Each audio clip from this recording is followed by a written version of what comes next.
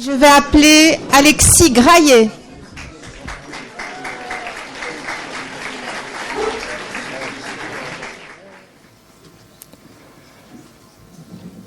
Mesdames, messieurs les jurys, dans les rapports humains, la bonté et les mensonges valent mieux que 1000 vérités. Graham Greene. On nous parle dans cette citation des rapports humains, de notre interaction avec autrui, de tout contact avec chaque individu. Et ça, c'est la base même de l'humain.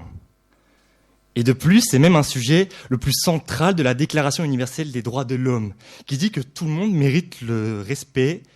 Chaque personne possède une valeur, peu importe leur origine, leur religion ou leur nationalité. Elle prône l'égalité et la liberté. Dans cette liberté, il y a celle de penser, celle de vivre sa religion en paix, celle qui nous laisse faire nos choix politiques, et j'en passe.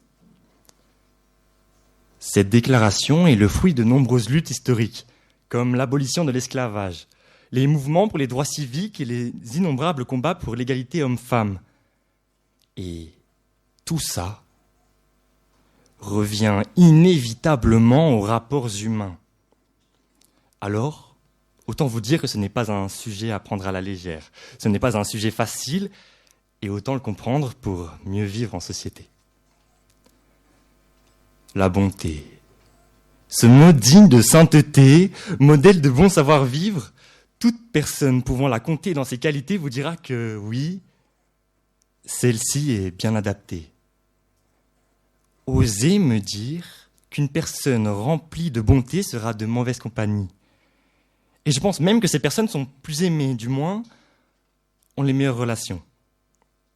Après, je pourrais vous parler pendant 1 heure de ce qu'est l'amour, mais heureusement pour vous, ce soir, ce n'est pas mon but. Ensuite, les mensonges.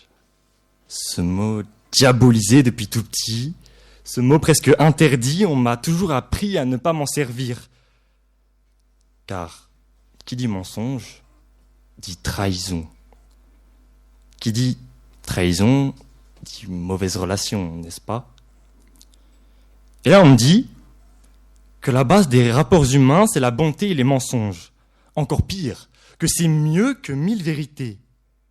Ce mot, normalement signe de perfection, signe de lumière, dite comme l'une des meilleures qualités. Et par le biais de cette citation, on me dit que l'obscurité est mieux que la lumière. Et si toutes ces idées reçues sur la vérité et le mensonge n'étaient qu'illusions? Et oui, on a tous déjà été confrontés à la phrase « il n'y a que la vérité qui blesse ». Et nous pouvons tous se le dire que c'était pas très agréable, du moins sous cette forme. La vérité est rarement pure et jamais simple. Oscar Wilde. Il nous dit par là que la vérité est quelque chose de complexe et pas toujours bonne à dire. Parfois, il vaut mieux masquer la vérité en un mensonge pour pas brusquer, offusquer une âme trop fragile, car une vérité qui blesse n'est jamais simple à entendre, voire impossible. Mais ce n'est pas le cas de toutes les vérités, heureusement. Certaines sont bonnes à écouter, comme des compliments sur soi, sur notre façon de parler, de penser. Ça fait plaisir. Mais voilà la subtilité de cette citation. Ici, on ne parle pas d'une seule vérité, on en parle de 1000 vérités, d'une quantité énorme, de quoi décrire un homme entièrement. Et quand je dis entièrement, j'entends ses qualités, certes, mais ses défauts. Et rappeler les défauts d'un homme est dans bien nombreux des cas mal pris. Et c'est là que vient le rôle du mensonge et de la bonté, qui sont là pour préserver la relation, qui sont là pour ne pas choquer ni offenser. Après, je ne dis pas qu'on doit vivre dans l'hypocrisie, loin de là. Je dis qu'on peut choisir nos mots avec justesse et bonté pour atténuer cette vérité des fois trop sec à avaler. Honnêtement, quand j'ai dit oui à moitié endormi à ma prof de français un jeudi matin pour participer à ce concours d'éloquence, je ne pensais pas arriver jusqu'ici en finale devant vous tous. J'en avais limite pas envie. Par peur ou fainéantise, ou peut-être les deux, je ne sais pas. Mais ce que je sais, c'est que la citation que vous avez déjà entendue 4 fois ce soir m'en a donné de la peur. De la peur de ne pas trouver d'inspiration. La peur de décevoir, la peur de m'en vouloir. Alors, je me suis menti à moi-même, en me disant que ça allait être super simple, que je ne devais pas stresser en voyant les talents immenses de mes condisciples et que j'avais toutes mes chances de gagner ce concours. Après, comme on le dit, il y a toujours une part de vérité dans le mensonge, n'est-ce pas? Et grâce à ce mensonge, j'ai pu me donner à fond. Grâce à ce mensonge, je ne suis pas parti défaitiste et Dieu sait que c'est important. Et grâce à ce mensonge, j'ai eu la chance de passer devant vous ce soir. Merci.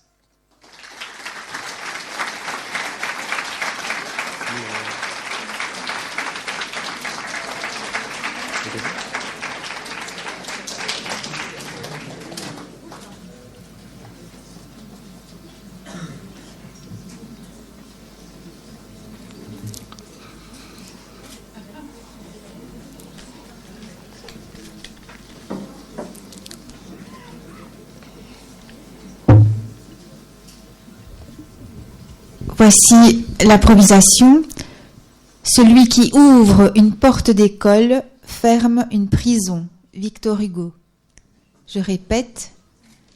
Celui qui ouvre une porte d'école ferme une prison. Celui qui ouvre une porte d'école ferme une prison. Cette phrase montre tout simplement l'importance de l'éducation. À l'école, on n'apprend pas seulement la géographie ou les maths, on apprend à apprendre, on apprend à vivre en société.